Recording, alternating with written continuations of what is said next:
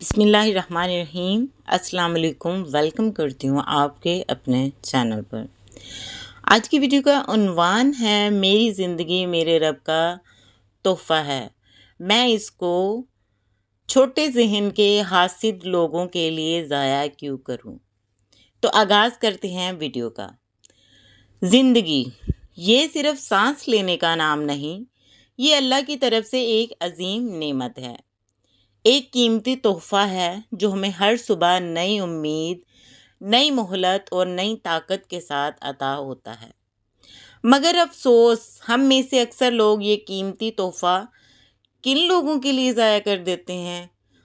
حاسدوں کے لیے، تنگ نظر لوگوں کے لیے، اور ان لوگوں کے لیے جو صرف جلنے، کاٹنے اور نیچا دکھانے میں مصروف ہیں۔ یاد رکھو، جو لوگ تمہیں مسلسل روکنے کی کوشش کرتے ہیں، جو تمہاری کامیابی سے جلتے ہیں، وہ تمہارے رب کی رحمت کو نہیں روک سکتے۔ اللہ تعالیٰ قرآن میں فرماتا ہے وَمَن يَتَوَکَّلْ عَلَى اللَّهِ فَهُوَ حَسْبُهُ۔ تو پھر تم کیوں ان چھوٹے دل والوں کے پیچھے اپنے قیمتی دن، قیمتی راتیں اور قیمتی جذبات برباد کرتے ہو؟ اس آیت کا مطلب ہے کہ جو اللہ پر بھروسہ کرے وہ اس کے لیے کافی ہے۔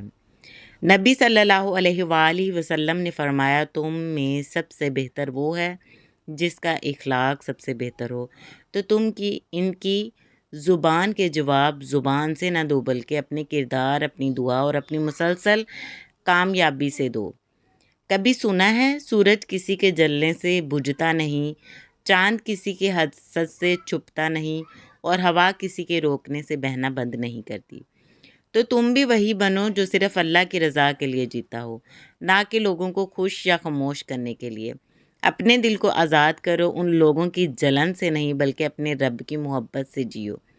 یاد رکھو، زندگی ایک بار ملتی ہے اور یہ تمہارے رب کی امانت ہے، تو اسے ان لوگوں کے شور میں ضائع مت کرو جو خود اپنی زندگی سے بھی ناخوش ہیں۔